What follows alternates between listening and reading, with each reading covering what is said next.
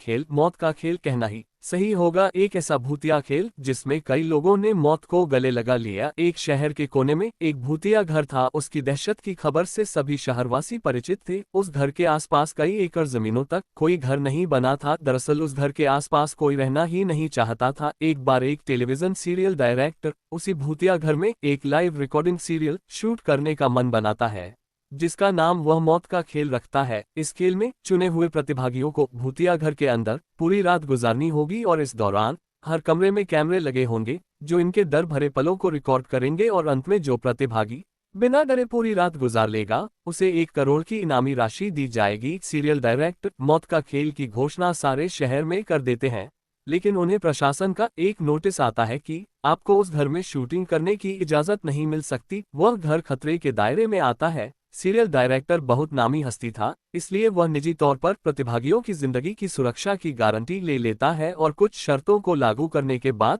प्रशासन से उस भूतिया घर में सीरियल रिकॉर्ड करने की मंजूरी मिल जाती है, जिसके लिए उसे 2 गुने पैसे खर्च करने पड़ते हैं। प्रशासन की परमिशन मिलते ही पूरे शहर में मौत का खेल के पोस्टर चिपक जाते हैं। मौत का खेल शहर में होने वाला था, लेकिन लोगों में उत्साह से ज्यादा दहशत भरी हुई थी। पूरे शहर को यकीन था कि इस प्रोग्राम में हिस्सा लेने वाले लोग जिंदा नहीं बचेंगे, लेकिन ये दुनिया तरह तरह की इंसानों से भरी है। उस प्रोग्राम में इनाम की लालच में कुछ लोग हिस्सा लेने पहुंचते हैं। सभी प्रतिभागियों को उनके नंबर दिए जाते हैं और साथ ही उनके हाथ में एक इलेक्ट्रिक ब्रेसलेट बांधा जाता है। यदि उन्हें डर लगे तो वह उसमें लगी बटनों को दबाकर इस प्रोग्राम से बाहर आ सकते हैं। प्रतिभागियों में 12 लड़के और 3 लड़कियां होती हैं। दिन के समय ही बिल्डिंग के कमरों में कैमरे लगा दिए गए थे, क्योंकि रात को भूतिया आत्माएं उस बिल्डिंग के कमरों में दहशत का तांडव मचाती है और रात के समय अंदर जाने की हिम्मत बहुत कम लोग ही जुटा पाए थे। एक एक करके सभी प्रतिभागी अंदर चले जाते हैं। सभी अपने नंबर के हिसाब से अपने कमरे को चुनते हैं और अंदर जाते ही सभी को अंदर से ताला लगाकर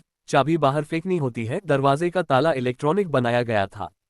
उनके हाथ में लगे ब्रेसलेट के बटन दबाते ही वह ताला खुल सकता था, लेकिन ये बात उन्हें बताई नहीं गई थी। अगर किसी प्रतिभागी ने वह ताला खोला तो प्रतिभागी प्रतियोगिता से बाहर हो जाएगा, जो कि कैमरे की रिकॉर्डिंग में दिखाई देगा। सभी के कमरे में निर्देश देने के लिए स्पीकर लगाए गए थे। उसी से सभी को संकेत दिया जाता है कि सभी जल्द से जल्द अपने कमरे का ताला बंद करके चाबी दरवाजे के नीचे से बाहर फेंके और इसके बाद कमरे की लाइट बंद की जाएगी। निर्देशों के अनुसार सभी अपने कमरे को अंदर से बंद कर देते हैं और चाबियां दरवाजे के नीचे से फेंक देते हैं। कैमरे नाइट मोड रिकॉर्डिंग के अनुरूप लगाए गए थे, इसलिए भले ही प्रतिभागियों के कमरे में अंधेरा हो, लेकिन दर्शकों को टेलीविजन स्क्रीन में सब कुछ नजर आ रहा होता है। धीरे धीरे डर की दस्तक हो जाती है। प्रतिभागियों में से एक लड़की अचानक अपने कमरे में चीखने लगती है। उसे ऐसा लगता है कि कोई उसका गला दबा रहा है और वह छटपटाने लगती है। कुछ ही देर में वह डर से बेहोश हो जाती है। उसके बेहोश होते ही लाइव सीरियल देख रहे दर्शक घबरा जाते हैं। अचानक एक एक करके सभी प्रतिभागियों पर भूतिया हमले होने लगते हैं, लेकिन ताज्जुब की बात तो ये थी कि सभी प्रतिभागी अपने आप को स्वयं ही नुकसान पहुंचा रहे थे। कैमरे की रिकॉर्डिंग में साफ साफ नजर आ रहा था, कोई अपने चेहरे पर खरोंच रहा था तो कोई अपना गला दबा रहा था और कई तो अपना सर भी दीवार से मारकर घायल कर रहे थे। दर्शकों का डर बढ़ते देख बिल्डिंग के नजदीक सरकारी अधिकारी पहुंच जाते हैं, क्योंकि प्रोग्राम को प्रशासन की शर्तों के अनुरूप रिकॉर्ड करने की परमिशन दी गई थी, जिनमें से एक शर्त ये भी है कि यदि किसी प्रतिभागी को शूटिंग के दौरान मेडिकल की जरूरत पड़ेगी तो तुरंत डॉक्टर उपलब्ध करवाया जाएगा। और जब सभी प्रतिभागियों को लाइव रिकॉर्डिंग में चोट लगने लगती है तो सभी प्रोग्राम को रोकने की आवाज उठाने लगते हैं। रातों रात प्रशासन पर दबाव बढ़ जाता है। दर्शकों में दहशत फैलते देख प्रोग्राम का प्रसारण रोकने के आदेश आ जाते हैं। तुरंत प्रोग्राम का टेलीकास्ट रुक जाता है और अब जद्दोजहद होने लगती है। सभी प्रतिभागियों को बचाने की फायर ब्रिगेड की गाड़ी बिल्डिंग के बाहर पहुंचती है, लेकिन रात के समय उस भूतिया बिल्डिंग के अंदर जाने की हिम्मत फायर फाइटर्स की भी नहीं होती।